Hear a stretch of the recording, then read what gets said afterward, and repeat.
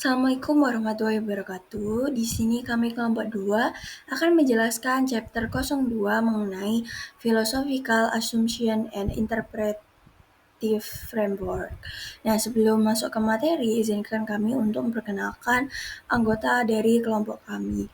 Perkenalkan, saya sendiri Ria Febrilia dengan MPM akhir 085, lalu yang kedua ada Fitra Novakandi dengan MPM akhir 096, lalu ada Bintang Pradipa dengan MPM akhir 090, dan ada Muhammad Asrul Zulmi dengan MPM akhir 342. Baik, yang pertama di sini ada pendahuluan dari philosophical assumption and interpretive frameworks. Nah, setiap peneliti membawa keyakinan dan asumsi filosofis ke dalam penelitiannya. Asumsi ini mempengaruhi apa saja. Yang pertama ada masalah apa yang akan diteliti. Yang kedua yaitu pertanyaan apa yang akan diajukan. Yang ketiga bagaimana data dikumpulkan dan dianalisis. Nah, asumsi ini terbentuk melalui pendidikan, bacaan, pembimbing, dan komunitas ilmiah. Tantangan apa saja yang dialami oleh peneliti yang dihadapi oleh peneliti yaitu satu menyadari adanya asumsi tersebut, yang kedua memutuskan apakah akan menerapkan dalam penelitian. Nah, asumsi-asumsi ini menjadi dasar dalam kerangka teori penelitian kualitatif. Peneliti perlu menyebutkan dan menjelaskan asumsi filosofisnya secara jelas dalam laporan penelitian. Oke, yang selanjutnya ada question for discussion, yaitu pertanyaan untuk diskusi. Nah, bagian ini berisi beberapa pertanyaan reflektif yang membantu kita memahami posisi filosofi dalam penelitian kualitatif. Beberapa pertanyaan utamanya adalah di mana posisi filosofi dan kerangka teori dalam proses penelitiannya. Mengapa penting memahami asumsi filosofi? Apa saja 4 asumsi utama dalam penelitian kuantitatif? Bagaimana cara asumsi ini digunakan dan ditulis dalam penelitian? Apa saja kerangka interpretatif yang umum digunakan? Dan bagaimana hubungan antara filosofis dengan kerangka interpretatif tersebut? Nah, pertanyaan-pertanyaan ini bertujuan untuk mengarahkan peneliti agar menyadari bahwa setiap keputusan metodologis, mulai dari teori hingga analisis data, berdasarkan pada pandangan filosofis tertentu. Baik, pada slide ini saya akan menjelaskan tentang asumsi filosofis. Nah, yang pertama di sini ada kerangka pemahaman asumsi. Nah, filosofi sendiri yaitu ide-ide dan keyakinan abstrak yang membimbing cara berpikir dalam penelitian. Menurut Tenzin dan Lincoln pada 2011, menjelaskan ada 5 tahap dalam proses penelitian. Yang pertama yaitu peneliti sebagai subjek multikultural, yaitu melibatkan secara pribadi, etika, dan politik penelitian. Yang kedua, paradigma dan perspektif teoritis, yaitu meliputi sistem keyakinan seperti positivisme, konstruktivisme, feminisme, dan lainnya. Yang ketiga yaitu ada strategi penelitian, misalnya studi kasus, etnografi, fenomenologi, dan ground theory. Yang keempat ada metode pengumpulan dan analisis data yang mencakup wawancara, observasi, dan analisis dokumen. Yang kelima di sini ada interpretasi dan evaluasi, mencakup penilaian hasil, penulisan, dan refleksi makna. Nah, filosofi dan teori berada di tahap kedua sebagai dasar konseptual penelitian. Oke, pada subbab kedua yaitu tentang mengapa filosofi itu penting. Filosofi membentuk cara kita merumuskan masalah dan pertanyaan penelitian. Nah, asumsi filosofis ini berasal dari pendidikan dan komunitas akademik dan bisa berubah seiring waktu dan pengalaman lintas disiplin. Uh, Penilai atau reviewer juga memiliki pandangan filosofis sendiri, sehingga memahami posisi ini membantu menghindari kesalahpahaman dalam penilaian. Ketidaksesuaian antara pandangan peneliti dan penilai dapat menyebabkan penilaian yang tidak adil. Memahami posisi filosofis membantu peneliti menjelaskan dan mempertahankan pendekatan dengan lebih jelas dan kredibel. Nah, selanjutnya kita akan bahas for philosophical assumption. Tentunya ada 4 ya, yang dimana philosophical assumption ini itu memperlihatkan detail bagaimana kita dapat menggunakan dan menulis ketika melakukan penelitian kualitatif dan menghubungkan dengan kerangka interpretatif yang berbeda ketika mengoperasikannya dan pada level spesifik yang lebih di saat proses penelitian. Nah, di sini ada 4 kan. Yang pertama itu adalah ontological. Nah, di sini itu merupakan relate dengan nature of reality dan karakteristik. Yang dimana peneliti yang menggunakan penelitian kualitatif ini itu akan mendapatkan ide multiple reality. Jadi mendapatkan realita yang banyak. Kemudian yang kedua adalah epistemological, di mana itu peneliti mencoba untuk melakukan pendekatan yang mungkin dapat dilakukan dengan partisipan yang akan dijadikan sebagai objek penelitian atau yang dapat partisipan yang akan menjadi bahan penelitian gitu ya. Nah, tapi sayangnya ini tuh bisa bersifat subjektif karena yang kita teliti adalah orang terdekat kita. Kemudian yang ketiga itu adalah axiological, yang dimana ini tuh inquires, admit the value-laden nature dari penelitian dan aktif untuk melaporkan value dan bias pada value-laden nature dari informasi yang didapatkan dari lapangan.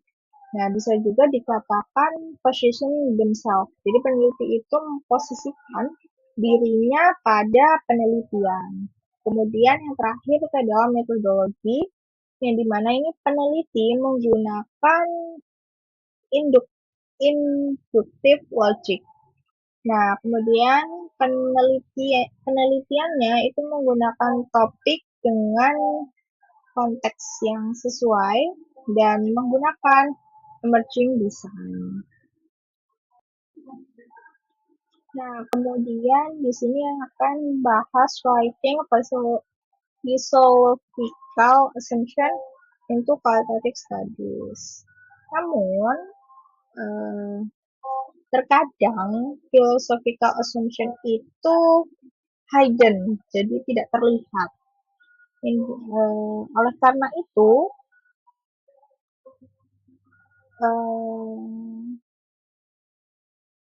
kita harus dapat membedakan mana yang di mana philosophical assumption tersebut. Nah, ini they can duduk bagaimana, kemudian by the discerning reader, multiple view that appear in the themes,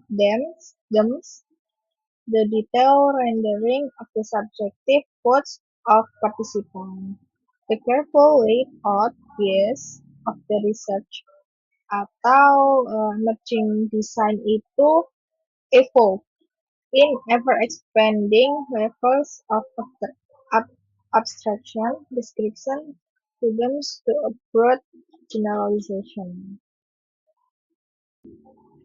Kemudian di sini kita akan membahas interpretive frameworks. Jadi kerangka kerja interpretif itu sebenarnya ada dua, yaitu social science theory dan social justice theories. Intinya itu ada dua ya.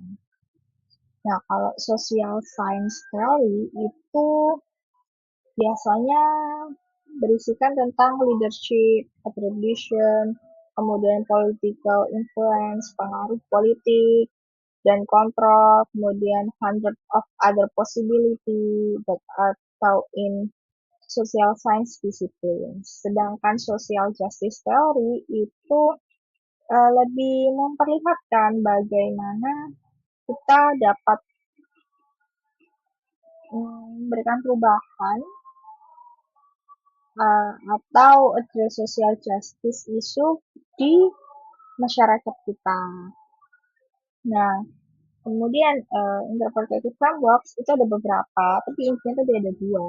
Nah, yang pertama itu adalah false positives, yang dimana ini tuh memiliki elemen yang menjadi reductionistic, logical, empirical, cause and effect oriented, dan deterministic based on a priori theory.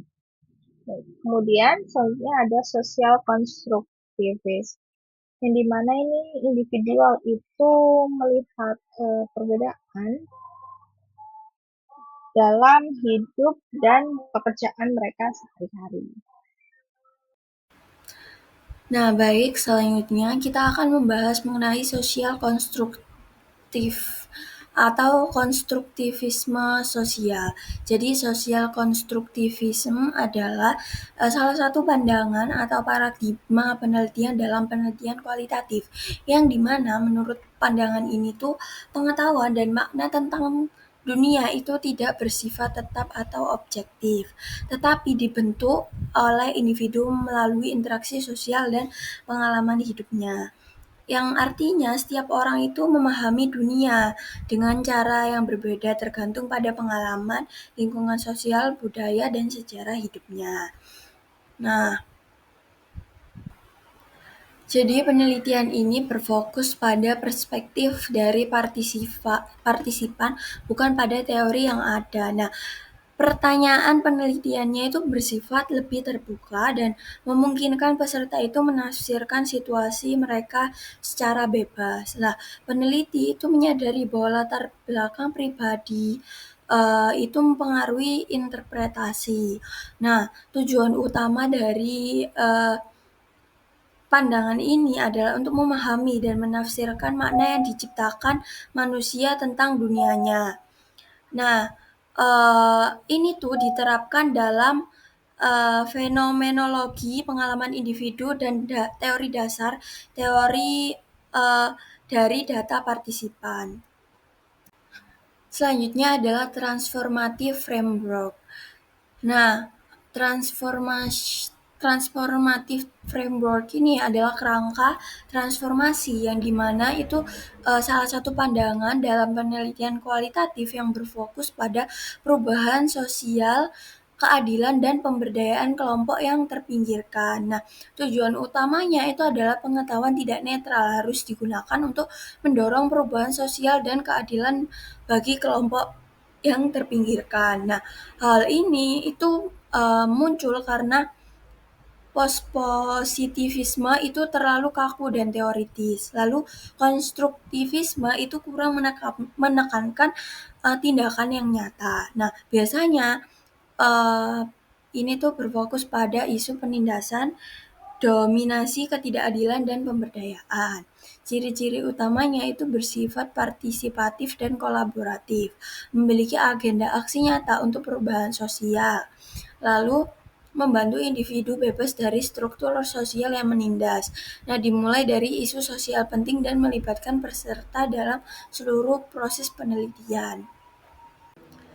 Selanjutnya adalah postmodern perspektif, yaitu adalah cara pandang dalam penelitian yang berasal dari pemikiran kritis terhadap kebenaran universal dan struktur kekuasaan dalam masyarakat. Nah, postmodernisme ini menolak pandangan bahwa pengetahuan itu bersifat mutlak dan objektif dan tunggal. Jadi pandangan ini tuh menganggap bahwa pengetahuan itu selalu dimenuhi oleh konteks sosial, budaya, bahasa, kelas, ras, dan gender dan kekuasaan.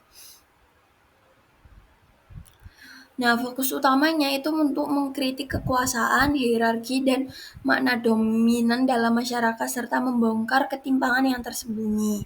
Nah, ciri-ciri pendekatan ini tuh menolak cerita yang besar atau metanaratif yang menganggap satu pandangan benar untuk semua. Nah, melakukan dekonstruksi teks dan bahasa untuk menemukan makna yang tersembunyi, lalu memberi ruang bagi suara kelompok yang terpinggirkan, lalu krisis terhadap pengaruh media dan teknologi dalam membantu realitas sosial. Selanjutnya adalah mengenai Pragmatisme adalah pandangan dalam penelitian yang menekankan hasil, aksi, dan konsekuensi penelitian, bukan hanya kondisi awal atau teori yang mendahului penelitian. Jadi, penelitian ini bebas memilih metode dan teknik yang paling sesuai untuk masalah penelitian. Nah, kebenarannya itu dilihat dari apa yang berhasil diterapkan saat itu. Pendekatan multimode itu menggabungkan data kualitatif dan kuantitatif untuk menjawab pertanyaan penelitian. Nah, konteks pentingnya itu penelitian selalu berlangsung dalam konteks sosial, sejarah, politik, dan budaya. Contoh penerapannya itu ada etnografi pragmatis yang dimana itu bergabungan antara survei dan wawancara, lalu ada studi pragmatis yaitu data kuantitatif dan data kualitatif itu digabung. Selanjutnya adalah mengenai feminis teori, yaitu teori feminisme yang merupakan dalam penelitian itu menekankan kondisi dan pengalaman perempuan serta struktur sosial atau institusi yang mempengaruhi kehidupan mereka. Nah, fokus utamanya itu memahami pengalaman perempuan dan mengkritik ketidakadilan gender dalam masyarakat yang patriarki. Nah, tujuan dari penelitian ini itu memberikan suara pada perempuan, melakukan penelitian kolaboratif dan etis, dan mendorong perubahan sosial. Nah, isu utamanya itu biasanya kekerasan domestik, peran gender, kesetaraan upah, aborsi, diskriminasi, dan pengalaman perempuan dari berbagai latar belakang seperti ras, kelas, disabilitas, dan seksualitas. Nah, prinsip pentingnya itu gender sebagai lensa utama dalam penelitian ini. Lalu menghargai perbedaan individu. Lalu perempuan itu memiliki agen untuk membuat pilihan dan melawan penindasan. Jadi metodenya itu bisa fleksibel, semua metode bisa dibuat feminis jika ditetapkan dengan metode etis yang kolaboratif. Selanjutnya adalah critical theory, yang dimana ini adalah teori kritis. Ini tuh menekankan pemberdayaan manusia untuk melampaui batasan yang diperlakukan oleh ras, kelas, dan gender. Jadi ini tuh lebih berfokus pada pemberdayaan manusia untuk melampaui batas ras, kelas, dan gendernya tadi. Nah, tujuannya itu untuk mengkritik masyarakat, menyoroti dominasi, alienasi, dan perjuangan sosial. Nah, pendekatannya itu biasanya pendekatan penelitian kolaboratif, etnografi, studi kasus, dan aksi nyata. Lalu yang kedua itu juga ada critical race theory, yang dimana itu fokusnya adalah mengenai ras dan rasisme yang tertanam dalam hukum, masyarakat, dan budaya. Tujuannya itu ada 3. Yang pertama, menampilkan pengalaman diskriminasi orang berwarna atau orang yang warna kulitnya itu berbeda, lalu menghapus penindasan rasial sambil mengakui ras sebagai konstruksi sosial, lalu menyoroti interaksi ras, gender, kelas, dan bentuk ketidakadilan lainnya. Nah, prinsipnya itu menjadikan ras dan rasisme fokus utama penelitian dan menantang teori tradisional dan menawarkan solusi yang transformasional. Selanjutnya kita membahas terkait teori lagi, yaitu disability theory. Teori ini berfokus pada cara masyarakat memandang dan melakukan penyandang disabilitas itu seperti apa. Pendekatan ini menolak anggapan bahwa disabilitas itu hanya masalah medis. Sebaliknya, disabilitas adalah hasil dari hambatan sosial dan lingkungan. Ada fokus utama, ada 2, yaitu model sosial disabilitas, di mana melihat hambatan berasal dari masyarakat, bukan dari fisik individu tersebut. Lalu model kritis atau feminis menyoroti bagaimana kekuasaan, bahasa, dan kebijakan publik itu membentuk pengalaman penyandang disabilitas.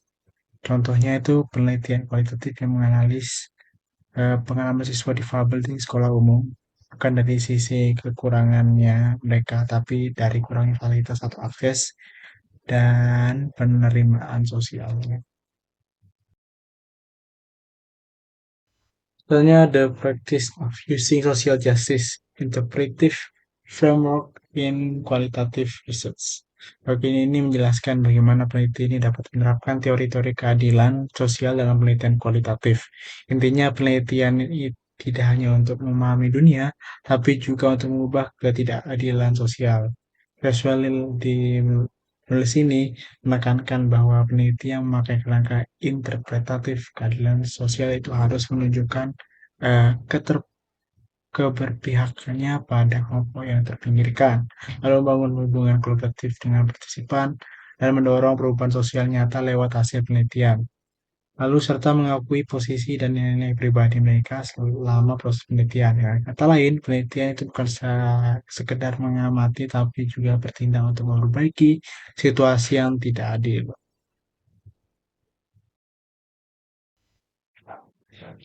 Kerja linking philosophy and interpretive framework. Bagian ini menjelaskan hubungan antara asumsi filosofis, bagaimana cara pandang dasar terhadap realitas, pengetahuan, dan nilai, dengan kerangka interpretatif, cara peneliti memahami dan menafsirkan dunia. Penulis ini menekankan bahwa keduanya itu tidak bisa dipisahkan. Jadi, filsafat itu memberikan landasan berpikir seperti pandangan ontologis, apa itu realitas, epistemologis, bagaimana kita tahu sesuatu, dan aksiologis, peran nilai dalam penelitian. Rangka interpretatif ini menjembatani teori dan praktik, misalnya konstruktivisme, feminisme, teori ras kritis, queer teori, dan teori disabilitas. Dengan menghubungkan keduanya tadi, peneliti kualitatif bisa menjelaskan eh, bagaimana posisi dan pendekatan mereka dengan lebih jujur dan transparan pastinya. Selanjutnya di sini ada tabel di mana interpretive framework dan associate philosophical belief. Jadi tabel ini memperlihatkan hubungan antara asumsi filosofis dan berbagai kerangka interpretatif. Dari segi aspek filosofis itu ada ontologis atau hakikat realitas. Dan keterkaitannya dengan kerangka interpretatif, peneliti sosial kritis dan keadilan sosial percaya bahwa realitas itu dibentuk oleh kekuasaan dan ketidakadilan sosial. Lalu epi Lalu ada epistemologi atau sumber pengetahuan, di mana keterkaitannya dengan kerangka interpretatif itu pengetahuan muncul dari pengalaman kelompok yang tertindas atau terpinggirkan. Lalu ada eh, aksiologis atau nilai dan etika, di mana keterkaitannya dengan kerangka interpretatif itu penelitian bersifat penilai dan berpihak, bukan netral. Dan tujuannya itu membawa perubahan sosial. Lalu metodologis atau cara meneliti dengan keterkaitannya dengan kerangka interpretatif menggunakan metode partisipatif dan kolaboratif yang memberikan suara pada kelompok yang selama ini dibungkam. Jadi intinya penelitian keadilan sosial menggabungkan filsafat atau aksi nyata tadi di mana peneliti sadar bahwa pengetahuan itu tidak pernah netral dan selalu ada posisi moral dan politik di baliknya.